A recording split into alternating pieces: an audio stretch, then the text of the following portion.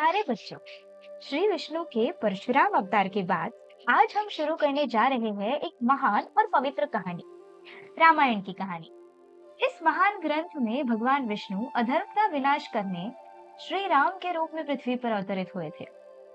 रामायण को महर्षि वाल्मीकि ने लिखा था और इसमें 7 मुख्य भाग होते हैं, जिन्हें कांड कहा जाता है। चलिए पहले हर एक कांड का छोटा सा परिचय सुनते हैं। पहला, बालकांड। इसमें भगवान राम का जन्म, बचपन और सीता जी से विवाह की कहानी है। दूसरा, अयोध्या कांड। इसमें राम जी के वनवास और उनके राज्याभिषेक रुकने की कहानी है। तीसरा, अरण्य कांड। वन में जीवन, सीता हरण और रावण का दुष्कर्म इसमें बताया गया है। चौथा, किष्किंधा कांड। राम जी की मुलाकात हनुमान जी से होती है और सीता जी की तलाश शुरू होती है। पांचवा, सुंदरकांड। हनुमान जी लंका जाकर सीता जी से मिलते हैं और अपनी शक्ति दिखाते हैं। छठा, युद्ध कांड। राम और रावण के बीच महायुद्ध होता है और रावण का अंत होता है। सातवां, उत्तरकांड। राम राज्य, लव कुश का जन्म और राम जी के अंतिम प्रस्थान की कहानी है।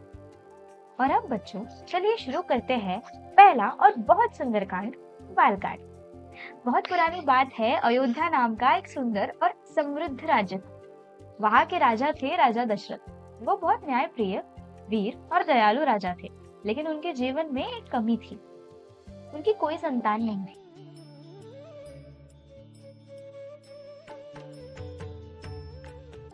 राजा दशरथ ने ऋषियों की सलाह लेने का निर्णय लिया और उनकी मदद से एक दिन राजमहल के आंगन में एक विशाल यज्ञ की तैयारी हुई। बड़े बड़े ऋषि वेद पाठ कर रहे थे। हवन कुंड में जलती पवित्र अग्नि दिख रही थी। धूप की सुगंध हवा में फैल रही थी। यज्ञ के बाद अग्निदेव ने एक दिव्य खीर दी और कहा, इसे अपनी रानियों को खिलाओ, तुम्हें संतान प्राप्ति होगी। खीर प्राप्त करते ही राजा दशरथ की आंखों में खुशी से आंसू आ गए। उनकी वर्षों की मनोकामना पूर्ण होने वाली थी। राजा ने खीर अपने तीनों रानियों में बांटी, कौशल्या, केकई और सुमित्रा। समय आया और एक दिन अयोध्या में शंख की ध्वनि गूंज उठी। महल में खुशी की लहर दौड़ गई। रानी कौशल्या के महल में एक कोमल शिशु ने जन्म लिया। उनका नाम रखा गया राम। उनका चेहरा शांत था, जैसे चंद्रमा की रोशनी। केकई के घर भरत जन्मे और सुमित्रा के घर लक्ष्मण और शत्रुघ्न। पूरा अयोध्या दीपों से जगमगा उठा और लोग नाचने लगे और फूल बरसाए गए।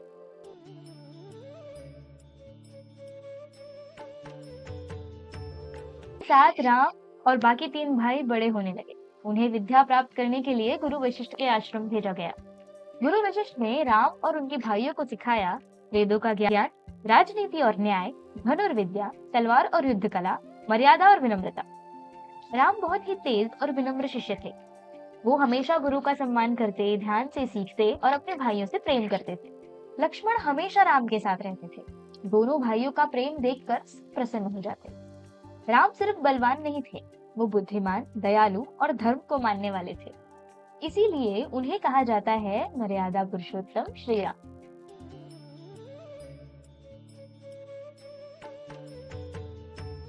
राम महल के द्वार पर एक तेजस्वी ऋषि आए।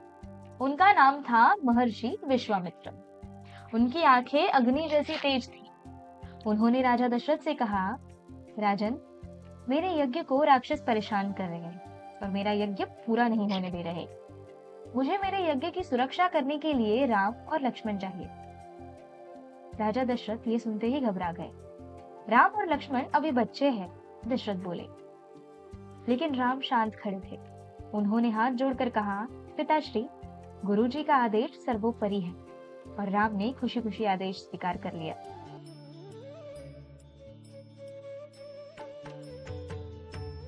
वे वन की ओर चल दिए। वन में पहुंचते ही अचानक एक भयानक गर्जना हुई। विशाल शरीर, लंबी बाहें, आंखों में क्रोध। ये थी ताड़का। विश्वामित्र ने कहा, राम, इस दुष्ट का अंत कर दो। राम ने धनुष उठाया। उनका तीर बिजली की तरह निकला और ताड़का का अंत हो गया। वन में शांति छा गई।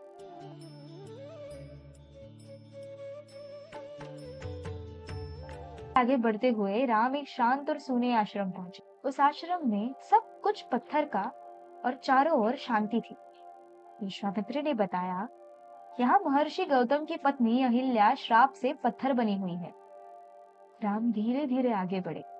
जैसे ही उनके कोमल चरण उस पत्थर को स्पर्श करते हैं, एक कोमल प्रकाश फैलता है। पत्थर से प्रकट होती है देवी अहिल्या।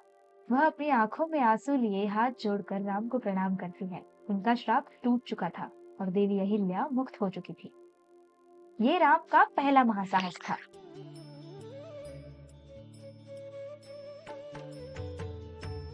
के बाद ऋषि विश्वामित्र के साथ राम और लक्ष्मण मिथिला नगरी पहुंचे। राजा जनक ने अपनी बेटी सीता के स्वयंवर का आयोजन किया था। शर्त थी, जो भगवान शिव का महाधनुष तोड़ेगा वही सीता से विवाह करेगा। बहुत राजकुमार आए, लेकिन कोई धनुष हिला भी न सका। तब अयोध्या के राजकुमार श्री राम आगे बढ़े। उन्होंने धनुष को ध्यान से उठाया और धनुष टूट गया। सब लोग हैरान रह गए। सीता जी ने श्री राम को वरमाला पहनाई। राम सीता का विवाह संपन्न हुआ। राम के तीनों भाई और सीता की तीनों बहनों का विवाह भी कराया गया। भरत का विवाह मांडवी से, लक्ष्मण का विवाह उर्मिला, शत्रुघ्न का विवाह श्रुतकीर्ति से। मिथिला और अयोध्या दोनों राज्य खुशी से भर गए। राम, सीता और उनके भाइयों का विवाह उत्सव के साथ मनाया गया।